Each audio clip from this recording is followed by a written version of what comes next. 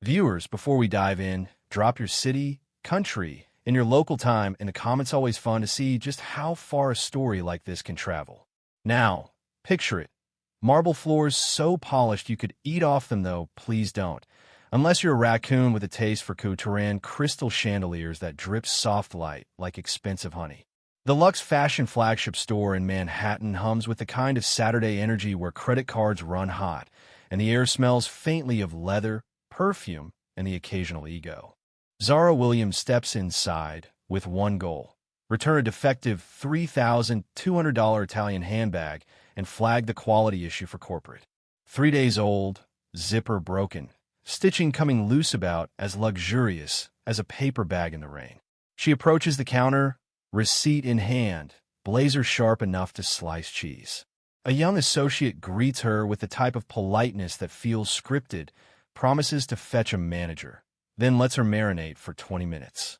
Other customers mostly white breeze through returns in under 5. Historians still argue whether retail queues are actually time machines. But here, it's clear they warp something worse: fairness. When the manager, Brad Hutchinson, finally arrives, he radiates a cocktail of smug cologne and managerial disdain. His eyes flit over the handbag, then over Zara, as if she's an unsolvable math problem he'd rather not attempt. She explains, calm and clear. He laughs sharp, condescending, accusing her of damaging it herself. The crowd begins to notice. A fashion blogger nearby starts streaming live to thousands. Phones rise like periscopes. Brad's voice climbs, dripping with the kind of insinuations that make polite society wince. "We don't cater to people who can't afford this stuff, your type." The words "your type" hang in the air like smog. Then, without warning, his open palm connects with Zara's cheek, audible, undeniable. Gasps ripple outward. Security cameras blink red. Children gape. Mothers pull them close. Shoppers freeze in their tracks, some muttering, others already filming. Zara doesn't flinch beyond the instinctive hand to her face. Her blazer remains crisp, her briefcase steady. Behind her eyes, though, something shifts: cool, precise, dangerous. The crowd senses it, leaning in like theatergoers who realize the play is about to turn. Brad, oblivious to the gathering storm, calls for security to remove her. 2 guards approach, one of them hesitating as he reads the room and the woman before him. Murmurs ripple. "That was racist. She didn't do anything. He's in trouble." Live viewer counts spike. Zara glances at her watch. A board meeting reminder pings, but her focus stays locked on the manager whose career, though he doesn't know it yet, is teetering on the cliff edge. The store's marble floor seems to hum as the crowd swells, dozens now, their phones recording from every possible angle. Some shoppers pretend to browse racks of cashmere while blatantly angling their cameras. Others whisper, trying to piece together who this unshakable woman might be. Historians still argue whether humans ever truly mind their own business. But today, voyeurism has a purpose. Brad blocks the counter like a gatekeeper to a kingdom made of polyester blends and inflated price tags. His voice is louder now, fueled by the mistaken belief that volume equals authority. "People like you think you can intimidate us with fake outrage," he spits. "This isn't Walmart. Know your place." That phrase detonates in the air. Customers gasp. A woman in her 60s shakes her head, and Marcus, the guard's jaw tightens. Somewhere in the back, an associate named Jessica mouths, "Oh my God," to her coworker. Zara doesn't raise her voice. She simply says, "And where exactly do you think my place is, Mr. Hutchinson?" The calmness is almost eerie, like the moment before a surgeon makes the first incision. Brad doubles down, a tactical error so monumental that if there were an Olympic event for bad judgment, he'd take gold. He calls her a scammer, questions her finances, and fin fatalities at the idea of her speaking to corporate. That's when Zara opens her briefcase. Not a handbag, not a wallet, no. A leather portfolio embossed in gold with documents only a select few in the company have ever touched.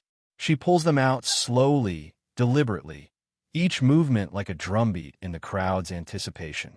The pages reveal damning statistics. Bottom-tier customer satisfaction scores, A pattern of discrimination complaints all ignored. OSHA violations. Harassment settlements. Whispers ripple through the audience. How does she have that? Who is she? Brad's smirk falters. Janet Morrison, the regional manager who has just arrived, turns pale. She recognizes those files. They're for executive eyes only. Zara meets Brad's gaze for the first time since the slap. "You're right," she says softly. "These are private company documents." Which makes sense since I run the company. The words drop like a chandelier. "I'm Zara Williams, CEO of Williams Luxury Group, parent company of Luxe Fashion." The crowd erupts in gasps and murmurs. Phones tilt wildly as people try to capture every twitch of Brad's face: shock, fear, the dawning realization that he hasn't just insulted and struck a customer, but his ultimate boss. From there, control is no longer Brad's to wield. Zara lays out the stakes: 127,000 live viewers across platforms, a 12% stock drop in half an hour, $2.8 billion shaved off market value, and every second of his behavior immortalized online. The store has become a courtroom, the crowd its jury, and Brad the defendant in the trial of his life. And then calmly, almost kindly, Zara offers him a choice that will either bury him or force him to rebuild from the rubble. Brad's hands shake as Zara outlines the terms. Choice 1: submit to arrest, face felony assault charges, watch his name become a trending hashtag synonymous with corporate racism. Choice 2: become a living case study, 200 hours of racial bias training, public talks on the cost of discrimination, direct work with corporate to root out systemic bias. Either way, his life will never look the same. The crowd leans in. A few exchange glances as if silently debating whether they'd take the deal. Historians still argue whether redemption is ever fully earned, but in this moment, Brad nods. "I agree." His voice is barely audible, but microphones, both digital and human, catch every syllable. An attorney hands him a tablet. He signs without looking up. The moment feels less like forgiveness and more like a binding pact with gravity itself. Then Zara turns to Janet Morrison. There's no menu of options for the regional manager-only reassignment. Effective immediately, Janet will lead the new diversity and inclusion division, her performance measured by customer satisfaction scores from communities of color. It's poetic justice. The same data she once ignored will now define her career. Her first task: oversee the Luxe Respect app, a direct line from customer to corporate, bypassing local management entirely. Marcus, the security guard who hesitated to enforce Brad's order, gets a promotion to train all company security staff in bias recognition and de-escalation. Applause breaks out. Integrity, it seems, has market value after all.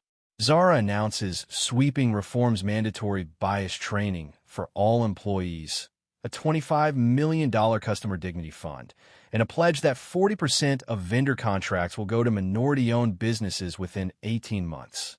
6 months later, the ripple effects are undeniable. Store 47 is a showcase for diversity training. The Luxe Respect app boasts millions of downloads and near-perfect reviews.